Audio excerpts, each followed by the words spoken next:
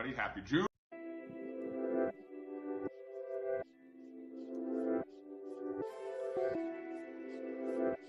I should have loaded that on as like a button right here. Probably pretty easy. Yeah. Boom, boom, boom. This is The Joe Gaither Show on BamaCentral.com.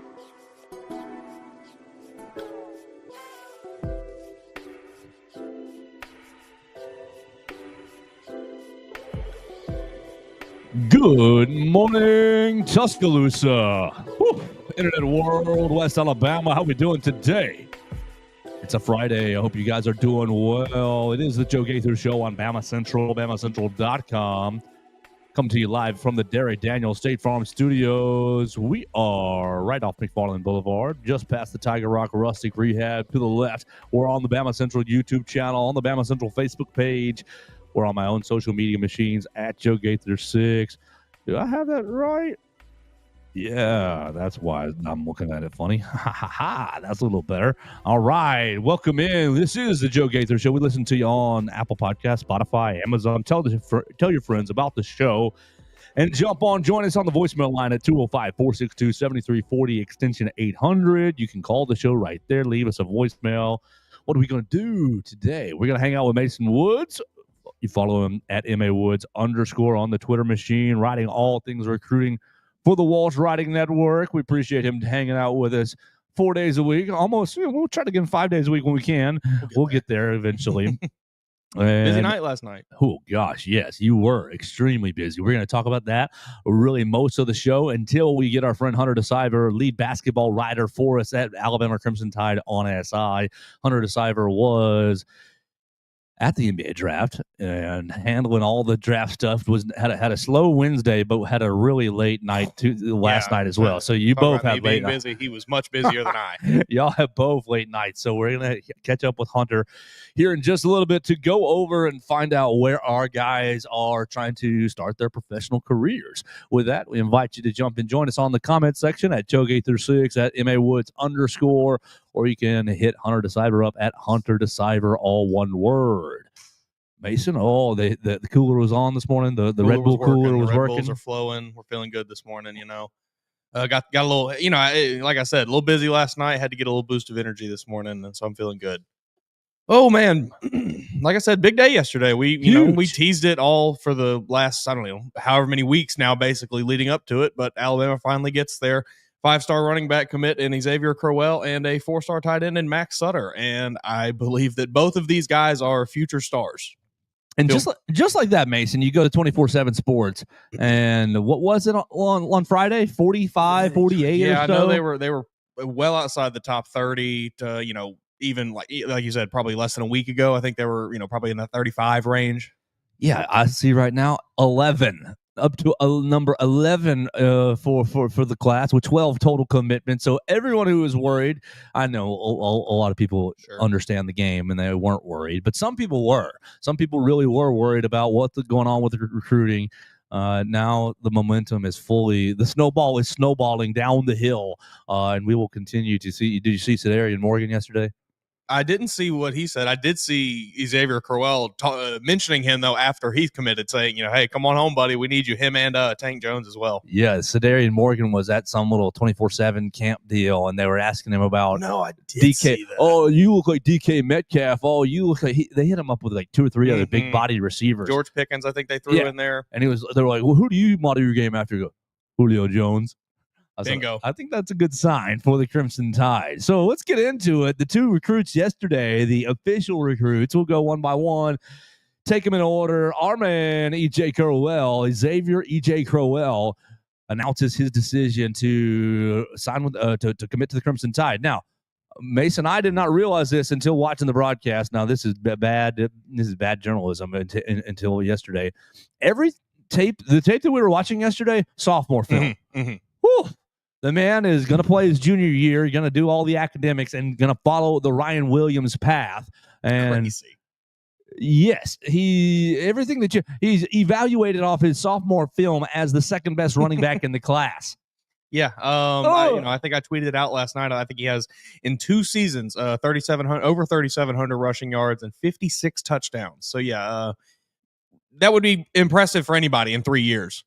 But then you realize, oh, wow, he reclassified in January, and he has only played 2 seasons of high school football. Yeah, he's EJ Crowell might just be built different. I don't know that we, don't know that we really even gave him enough credit in our little quick kind of rundown of him. Right, and that's what we're trying to make up for right here. You pop on his film. He's listed 5'11", 205. And okay, I'm looking for a comparison, Mason, and and you gave a good one yesterday. I think Damian Harris is a good one, but this is a Joe Gaither issue. I didn't always love Damian Harris, and so he was never, my favorite guy. That's I did always, he was.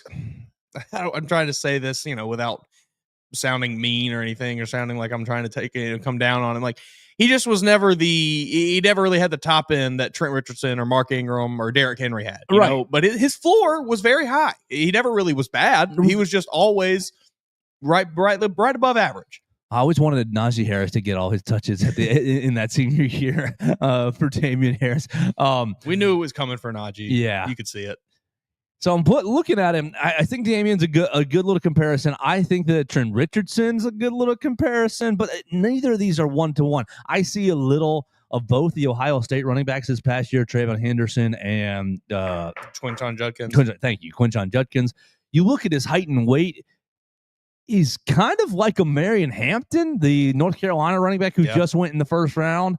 And I mean, speed, really fast, and just a compact player. Like, the first thing I thought was, oh, are you too little? Are you too compact? And no, he's not too compact. It's just impressive for, okay, if you're a junior, if you're really a junior, you're what, 16? Yeah. I mean, we're not even sure if he's driving a car yet, Oh, he's driving right over these defensive backs. I know that they're trying to tackle him, and he's don't right off. I mean, even if there is any bit of concern with the size, which, like you said, there's not. 5'11", 210, 215, right in that range. That's perfect. But he might even grow another inch or two. He might finish up 6'1", 220, and I mean that's bruiser. Type in Mark. What was Mark's height and weight? Mark was 5'11", right? 215, 5'9". Oh, yeah. Okay. 5'9", 215. They don't build them like that anymore. No, just a brick. Speed bump. Dum, dum, dum. He's got good cuts. He can get to the outside very well. And just now, so let's ask you this. What do you think about him playing Jackson, 4A state champions, but sure. Do we have any concern about him playing lower level Alabama high school football? I mean, it's definitely apparent in some of those clips that, all right, it's obvious that Jackson was probably up by 40 points or so against the team they're playing, because you can just see the level of competition. But I don't think it's so bad that it's really anything to be concerned with. We talked about that with Jet Tamala a week ago, 2 weeks ago, whatever it was. Goodness, power. I think it's kind of the same thing here, where you, regardless of the competition, you see the traits that you want to for that position. You see the ability to make that one cut and just turn on the jets and go. You see the ability to burn guys if they don't take the right angle at him. You see the ability to just run guys over up the middle and get tough yardage. So, it's all about, I guess, just trying to be able to see those traits that you're looking for, and not necessarily paying attention to the competition, I guess. I don't know. It's always a tough call, but I think in this case, it's not really that huge of a deal. I still think 4A Alabama football is pretty good. Yeah, it's not bad. Definitely. So as this huddle tape keeps rolling on, I'm settling more into a Marion Hampton. Did you watch him in North Carolina? A little? Didn't watch a ton of North Carolina last year. That's kind of who I see right here. A Marion Hampton was very fast. I mean, first round draft pick, very, very fast, but also powerful. Mm-hmm. He's getting up in the tackles here in some of these clips, and it is every member of the defense, all hands on deck to try to tackle him, and the pile is moving forward. So I think that Alabama got him a good one. So let's go. The running back class is done for Alabama. You've got Ja'Vari Burnett. You've got EJ Crowell. And right there, I mean, I think the only other guy that is even a little bit on Alabama's radar, he missed the boat. Derek Cooper, and I think that's pretty much out of the window. I think he's essentially Georgia or Miami. Well, not a take. That's what it was. I feel really good about this. I think he's a great. I think he's going to be a great player. I would like to see, because according to his stats, at least he is at least somewhat effective out of receiving out of the backfield, or at least catching the ball in some sense. You don't see any of it on that highlight tape, so I'd like to see a little bit of that. I imagine he's at least semi-skilled in that department.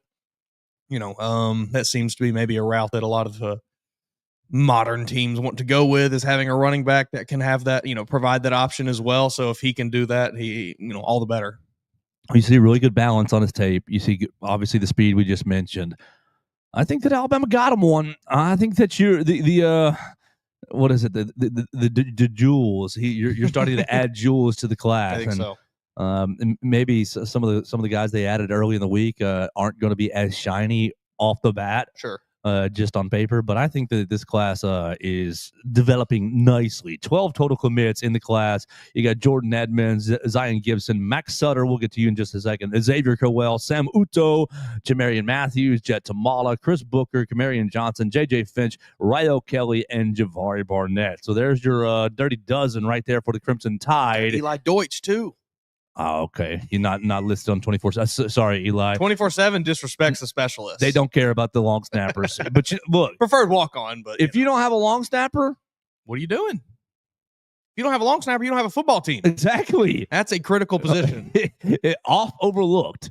If you don't have a long snapper, if your snapper is snapping it over the punter's head or not getting it to the place of the holder's hands, that nukes an area of your team right there. Look, we go for it on fourth down every time. If you find yourself as a pretty large human that maybe wasn't the best at playing the other positions, learn how to long snap. There might be a future for you there. Absolutely, there is. So Alabama is now rolling on the recruiting train. Before we talk about Mack Sutter, do you want to talk about Courtney Morgan? Yes, I love what he does on Twitter. Just love it so much. I don't even know what the GIF last night that he tweeted out was, but the guy riding in the what appeared to be I don't even know what it was, some old car, wearing the shiesty. Just indicating to everyone that I think Courtney Morgan's feeling a little dangerous out there on the recruiting trail. Yeah, he tweets at early in the morning. It was a good day. The clip from Ice Cube, and I think that was from Training Day. Maybe it was. I think the later clip was from Training Day. Now I might be it's been too long since I've seen it. Making myself a fool by saying that, but I think that's what it was from.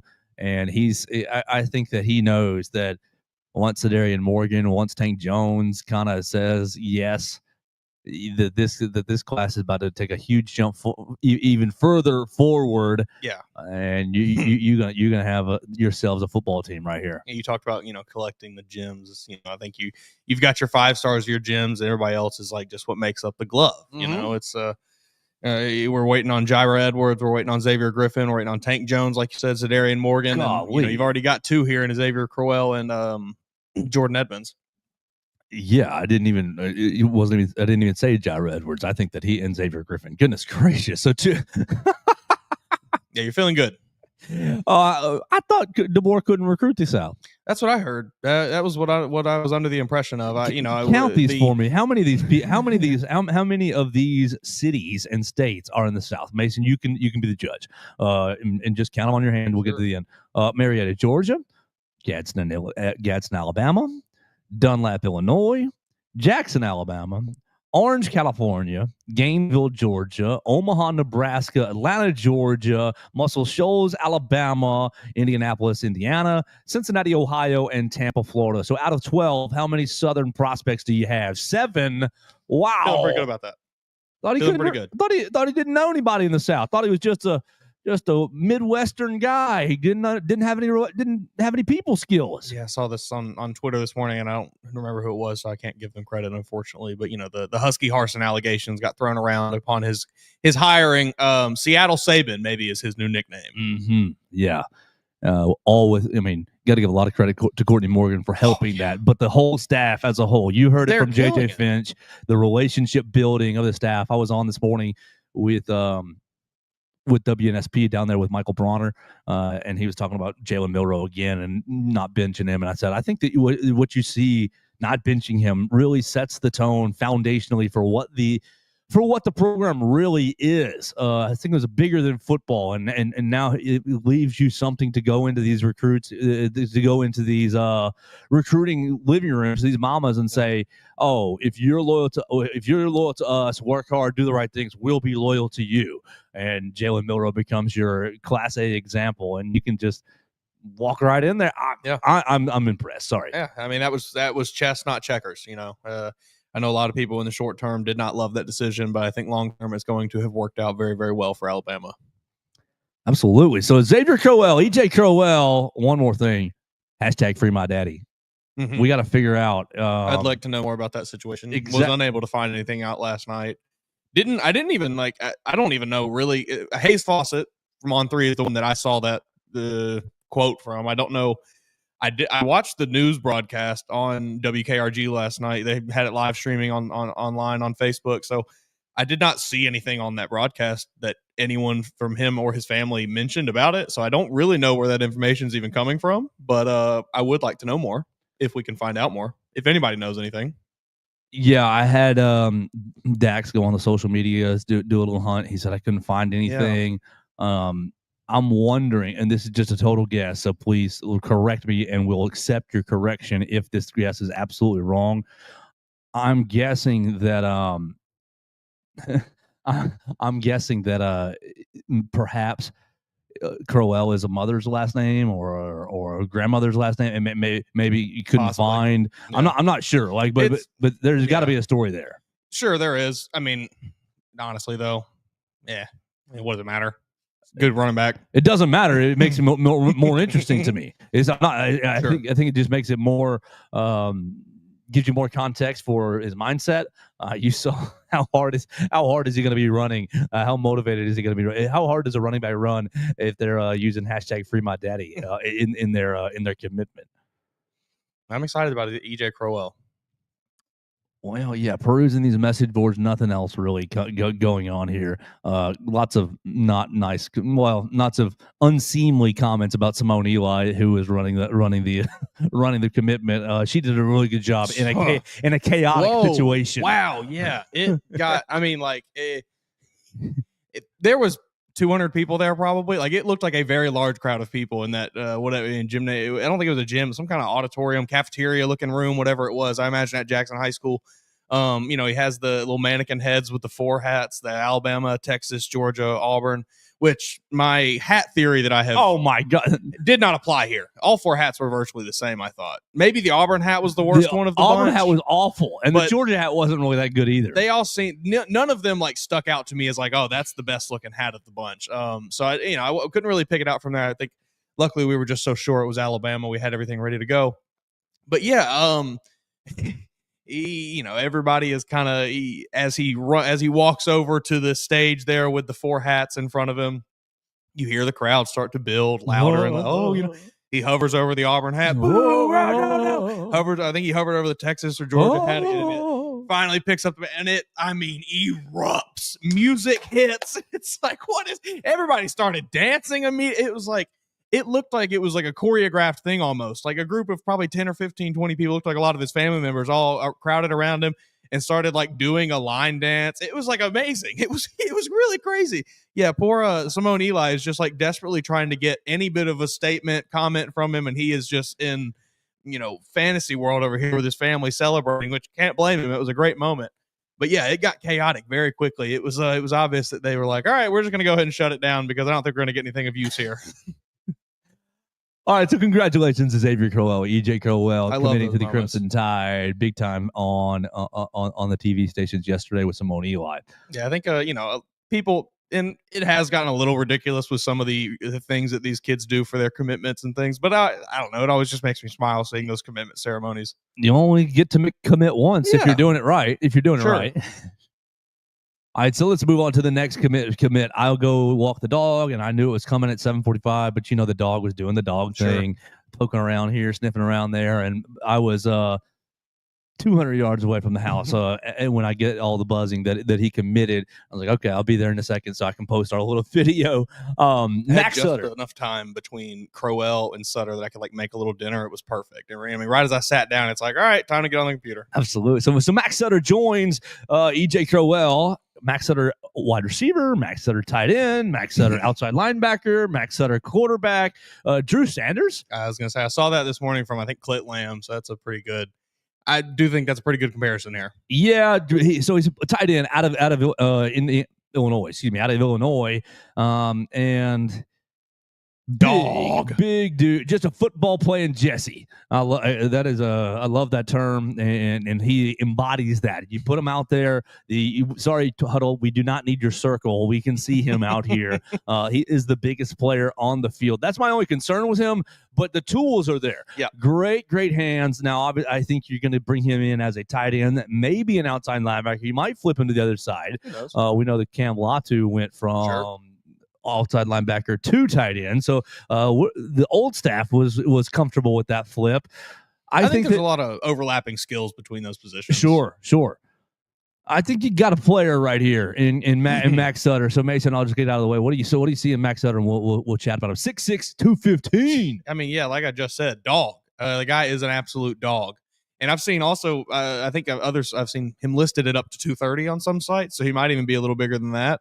230 on 24/7. Yeah. So I just think, like you said, Alabama got them a football player right here. This guy loves to play football. He is going to, he is extremely talented at just about every position you see him play when on this tape, whether it's quarterback, whether it's outside linebacker, tight end, wide receiver. He's doing what you want him to do at those positions. I am very, very excited about what he brings. It looks like he has super strong hands. Really wide catch radius. A lot of the passes that he's catching in that clip, in that 7-8 minute video, are kind of out of his frame, away from his body, and he's reeling them in. I'm just really, really excited about what he brings. I think he brings a different dynamic to the tight end room that maybe Alabama has lacked a little bit. You're a 5'10", you're a 5'11" defensive back in high school. There's one clip in there where he is out on an island with a kid who looks to be about 5'8". And he just sizes him up, and the kid, comes up to his chest, and he just one sidestep burns the kid. Oh, touchdown right in the corner of the end zone. It is the most demoralizing clip I've ever seen in my life. It's so funny. Yeah, what do you do here as a high schooler trying to defend this guy? He looks like, when he's split out wide, he looks a lot like Caleb Odom, in my opinion. Not as fast as Odom was, but obviously this is junior tape, so he's got more room to grow. Now he's playing quarterback too. These guys just use him everywhere, throwing the ball down the field. Maybe that double pass that we have seen, maybe it's actually feasible now. Yeah, throw him at tight end screen double pass. Kind of, we'll see what happens. Do a little swinging gate action. I tell you, he's making some nice throws in that highlight tape. I think Ryan Grubb's going to have a lot of fun right here. I think so too. And okay, now we're at the back portion of this video. All the blocking. Yeah. Oh man, burying. He is burying people, and he is finishing blocks too. It's not just okay, I push you over. No, I'm going to put you down into the grass and make sure I stay here until the whistle blows. So Mack Sutter becomes Alabama's newest tight end, joining Caleb Edwards. So he's recruited now Caleb Edwards, and he's recruited Mack Sutter. You brought in Josh Cuevas from Washington. I don't know if Cuevas was an original DeBoer recruit or if he was already a Washington. I don't know that right off the top of my head. Let's just look at Caleb Edwards and Mack Sutter. You've got two tight ends, your last two classes, that really, really stand out for their high school tape. Now we're waiting on Caleb Edwards to actually to be on campus. I'm sure. It's June. He's here by now. Enrolled probably May 30.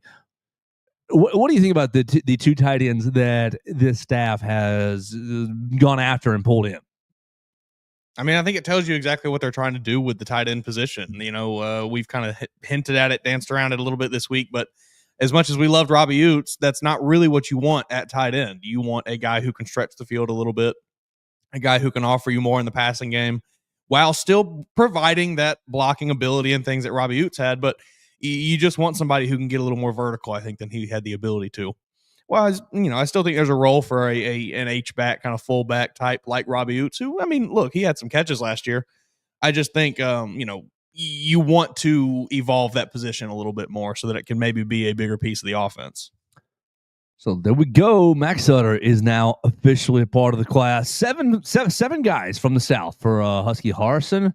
and you have 12 guys in the class total. You're up to number 11 on the 24/7 sports sites. I think you're at 8 or so on the On3 sites. I believe that they both kind of do it just a little bit differently there. I think that On3 uses the average, the recruiting average, whereas 247 just goes on total points. Right, composites, right, all that together.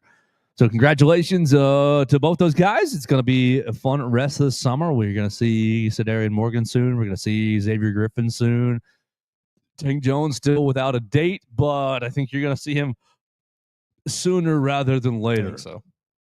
And Jair Edwards. Jair Edwards is early July as well, isn't he? July 5th, I believe. All right, so you start stacking these guys up, and this class is going to jump into the top 5 real quick. I think so.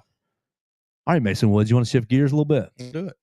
We're live in the Derek Daniel State Farm Studios right here off McFarland Boulevard. We appreciate Derek for sponsoring the program. Call him at 205-758-3391 for all of your insurance needs. Like a good neighbor, Derek Daniel is there. Home, life, auto insurance, renters insurance, boaters insurance, really everything, #insurance. Derek can take care of you. Call and see how much money he can save. He was posting earlier this week about saving a family a lot of money on combined home and auto insurance, so he can save you some money. Give him a call, run a quick quote. They'll get you going. And look, you can always say no, but the extra information helps you make an informed decision. 205-758-3391. All right, let's get into some basketball. Let's get into some Alabama basketball. We're going to be joined by our man, Hunter De Siver. You follow him at Hunter De Siver on the Twitter machine. He was at the draft for the Crimson Tide. And oh my gosh, Hunter, how late were you up last night? And thank you for joining us. Yeah, no, I was there on day one. Wasn't there yesterday. I was a little under the weather, but I'm all good now. But night one, atmosphere was pretty cool. You're kind of in a separate room as like the rest of the draft. Like I went last year expecting that we'd kind of be in the same area to watch everyone like get their hat and go on the stage, shake Adam Silver's hand and all that, but it didn't happen. But it's totally fine. It was cool though.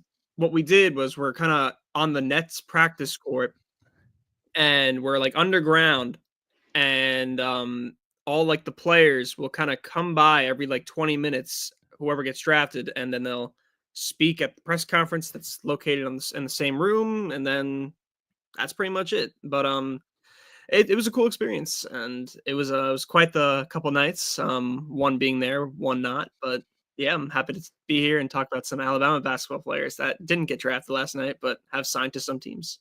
Absolutely. So let's just walk right through it. Mark being the lead man, Grant, and then Cliff all finding their way onto NBA roster. So let's just go one by one. Mark Sears gets himself a contract with, or gets a two-way deal with the Milwaukee Bucks. Let's pretend like I'm an idiot because I am. What does this contract mean for Mark Sears? Yeah, it basically just means that he's most likely going to start in the G League, and if he's good enough, he could maybe make a way on the Bucks active roster. It may not be this year, but it could be next year. It also could be this year, but who knows? I mean, Mark Sears, he was undrafted. He was, I think, 19th all time on the NCAA scoring list, or no, on Alabama scoring list, but he was number 1 among the active players in terms of career points. But NBA scouts kind of value age and size a little bit more than we might, and that's probably why he went undrafted a little bit. But I think he could potentially be on the Bucks roster. I'm not going to say it's a guarantee. I know Kevin Porter Jr. is expected to get an extension there. He's a guard as well, not a point guard necessarily like Mark is, but I'm not sure if he's going to get a role this year, but I think he definitely could. I'm not 100% sure if he's going to be participating in the summer league, but if he is, I could see him definitely shining in that environment. Isn't now again unplugged from the NBA usually, but didn't Damian Lillard get hurt and probably tore his Achilles? Going to be out for a while. Yep. Yeah, he tore his Achilles during the playoffs, so he might not even play this season. Opens up another path for Mark Sears. Obviously, I don't want anybody to be hurt, but does offer another avenue for Mark Sears to impress with the Milwaukee Bucks. Let's move into real quick to Grant Nelson. Grant Nelson, his contract is with the New Jersey Nets, so he's going to be challenging to play with Noah Clowney. What do you think about this contract, and what does it mean for Grant Nelson? Yeah, so it's an Exhibit 10 deal, meaning that he's going to be on like the summer league roster, and he's going to kind of have to compete for that two-way deal that Mark Sears is currently on. So he's not necessarily officially a member of the Nets organization just yet, but he could be if he does well in the summer league. And We playing with Noah Clowney, if that becomes the case, that's always cool to have two Alabama guys on the team. I mean, you see that in the NFL all the time, but not in basketball. I don't even think there's a dozen NBA players right now from Bama, so it'll be good to see that. What do you think about Grant Nelson? Both Grant and Mark were right there on that 59-63 bubble or so. It depends on where you ask. We saw your article this week kind of previewing all the outlets and where they had them. What do you think about both those guys not being drafted? Yeah, I mean, I was a little surprised. I thought they would both get drafted, or at least Mark would get drafted, but I wouldn't think either of them would be picked before pick 50. So I was just surprised because of the numbers that especially Mark has put up in his college career. But like I said, scouts and GMs look differently. Look at things differently when it comes to size and age. Grant, I was kind of 50-50 on if he get drafted or not. I remember Nate Oates spoke on during March Madness. He was asked a question about Grant, and he brought up that he hopes Grant is an NBA player. I have the quote down somewhere, but he says like we play an NBA like we do an NBA style offense, and he excels in it. He's good for his size, and he thinks that he would pan out in the NBA. And right now, the Nets are giving him a shot. All right, and the last Alabama guy that has officially made a jump is Cliff Amore. Cliff Amore agreeing to a contract with the Toronto Raptors. What is his situation with the Raptors?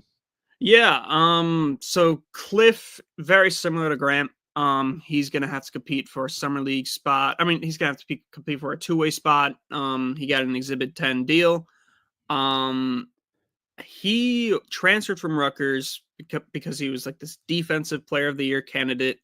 I wouldn't say he necessarily lived up to that hype at Alabama, but he still did well.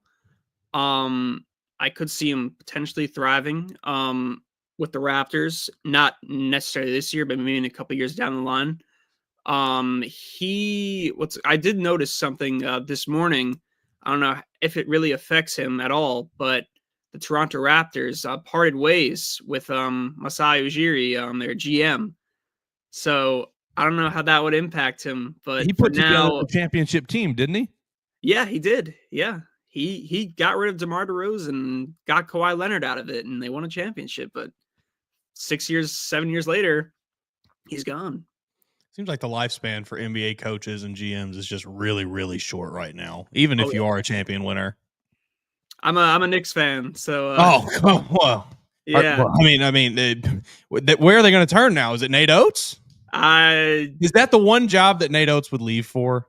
I know he's spoken with Tom Thibodeau before. He was like last summer. He was in Charlotte for some unknown reason. And he was like with Thibodeau there, but who knows? I doubt it. It's probably way too late. I know the Knicks have met with like 3 different coaches, like potential suitors, but yeah.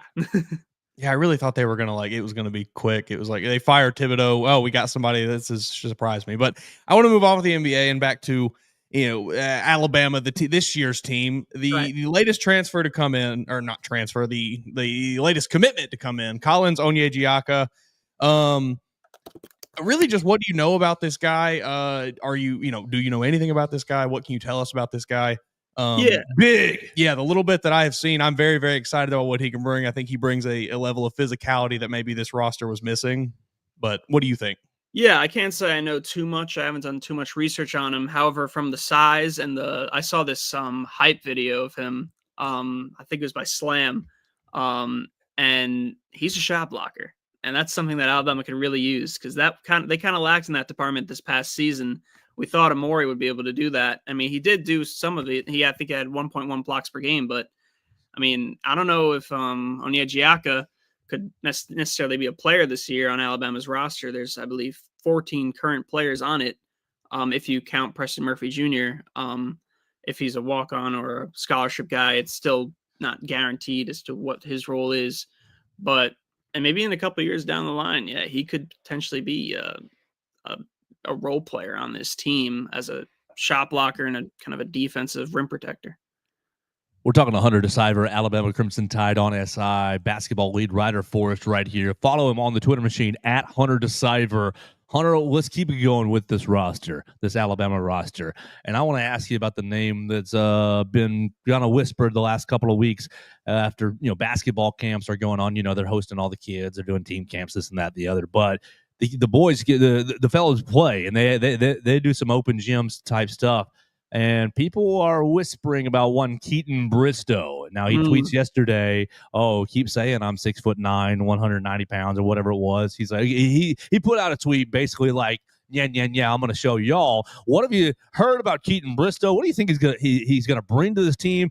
Came from what, Tarleton State? So really, really unknown, lower level kind of thing. What's the impression, and what do you think Keaton Bristow can do for this basketball team?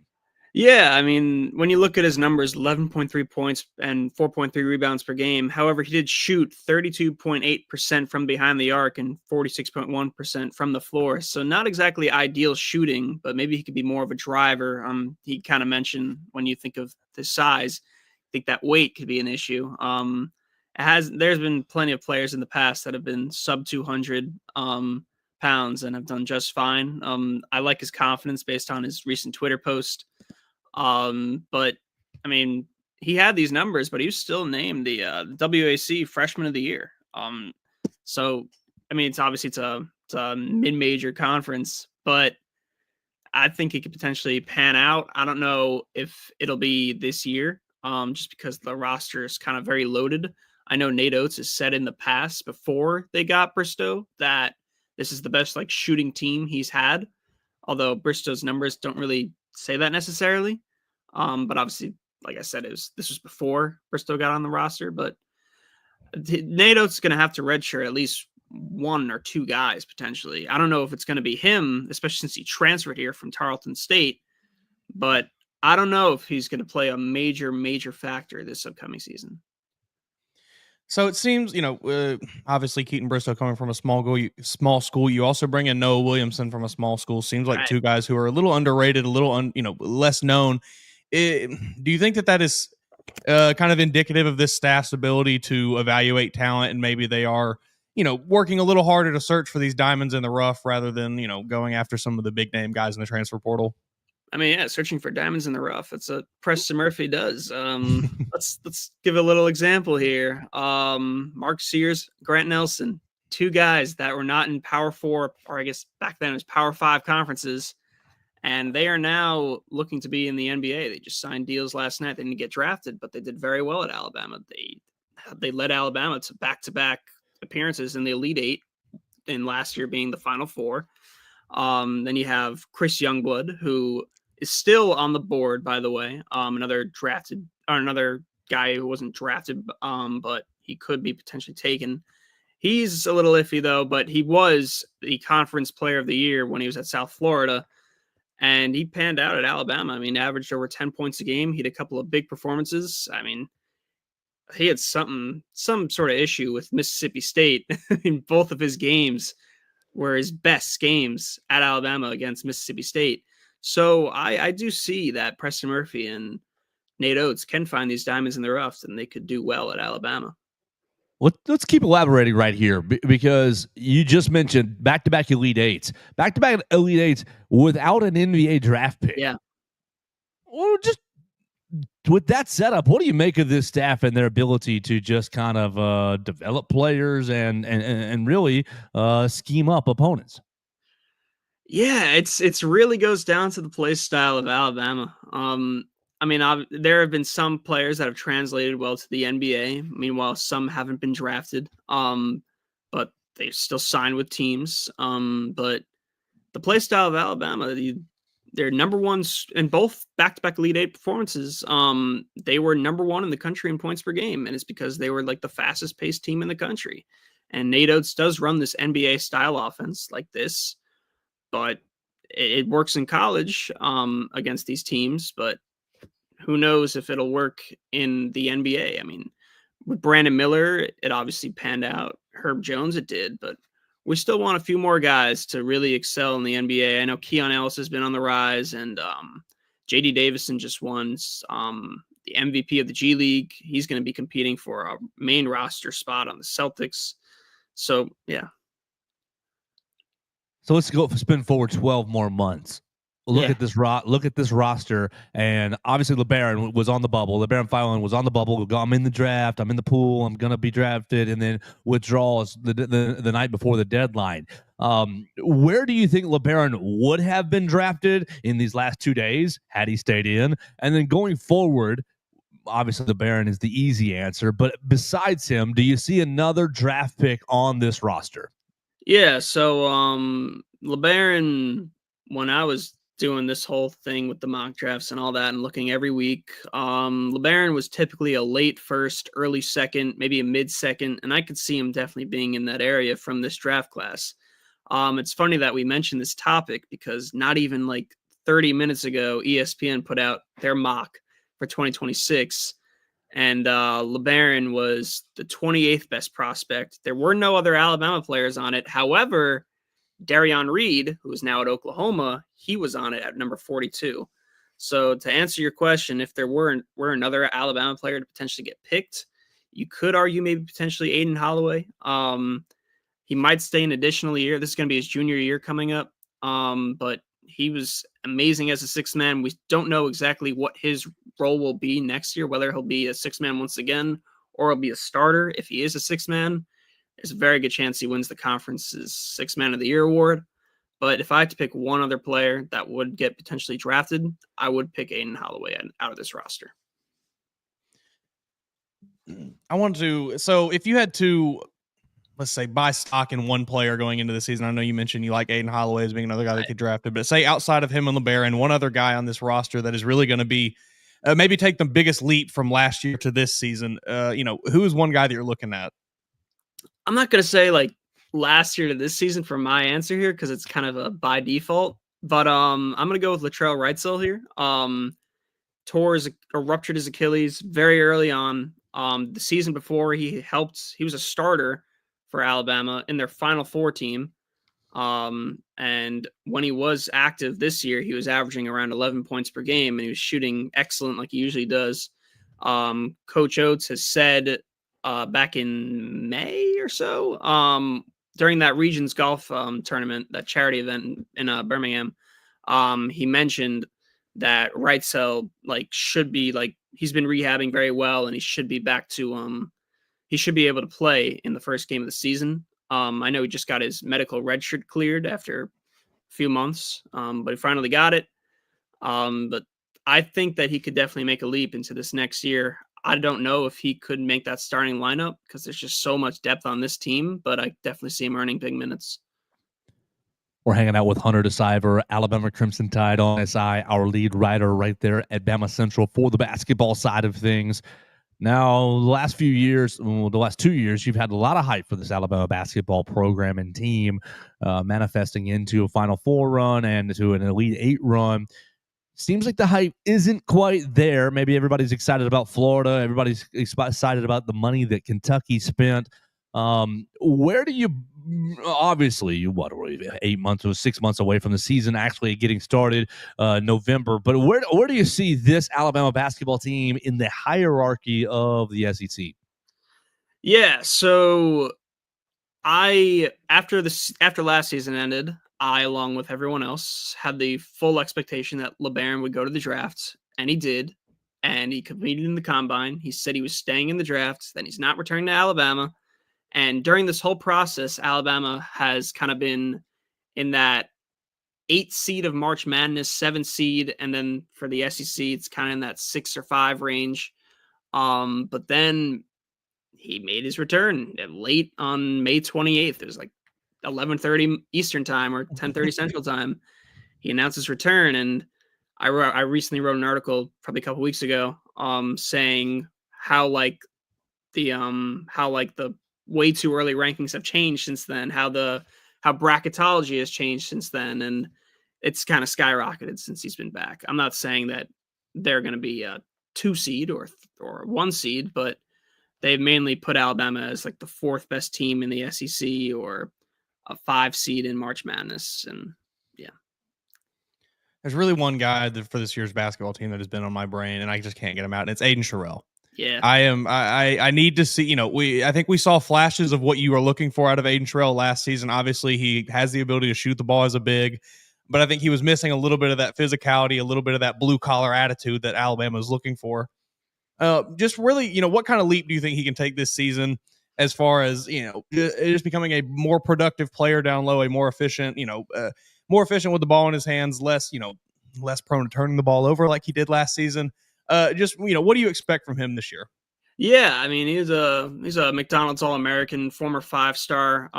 But like you said, I was also kind of thinking about him this year. But that was mainly because Clifford Amore was out of eligibility. I'm thinking, all right, Aiden Sherrill, he finished last year last on the team in minutes per game. But since Cliff is gone, those minutes should skyrocket. They obviously added Noah Williamson, and they just got this freshman.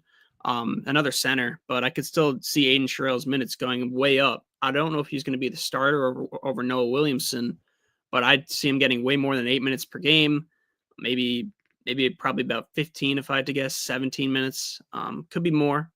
But he has, I follow him on Instagram and I see him posting like his workouts a lot, and he seems to like really be doing well with them. I mean, obviously you only show the highlights, but Sure. Aiden Sherrill, you're starting to see more bigs that can shoot threes in college and the NBA, and he did very well towards the end of last season in that. In March Madness against Duke, he was like, I remember in like the first half when the game was competitive, he was like the main reason why it was being competitive.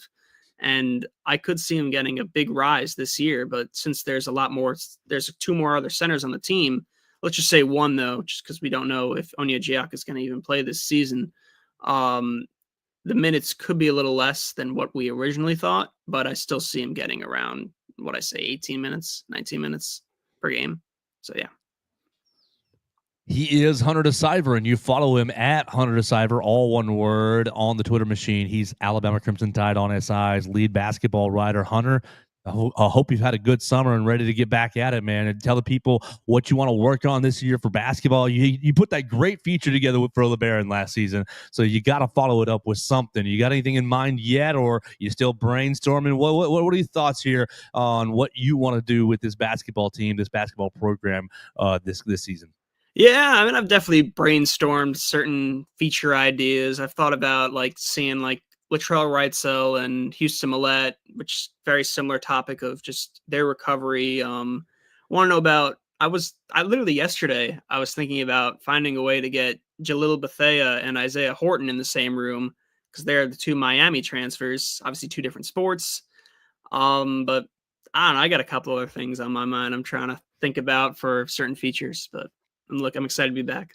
Well, we will follow him right there at Hunter De Siver. Hunter, thank you for your time today, man. You made us a little lot smarter on the basketball side of things. I hope you have a great weekend. Absolutely. Thanks for having me, guys. Yes, sir. That's Hunter De Siver joining us. Make sure you follow him absolutely at Hunter De Siver, all on the Twitter machine, all one word. He's going to be writing for Alabama basketball, Alabama Crimson Tide on SI, all the basketball news, and we can't wait for it. Mason, I think I'm about out for the day. So we want to remind everybody that on July 12th, I will be in Jasper, Alabama to do the special guest ring announcing for New Era Wrestling. So we'll see if I can survive the night up there. That's going to be a lot of fun. We hope you join us at Swan Gym. I might be headed over this weekend to Kentuck at Queen City, Mason, and see a little Shakespeare, a little live action Shakespeare right across the river right there. So if you're in Tuscaloosa looking for something to do, that seems free. Free little show, little Shakespeare show. You want to see get your get out of the house in the summer.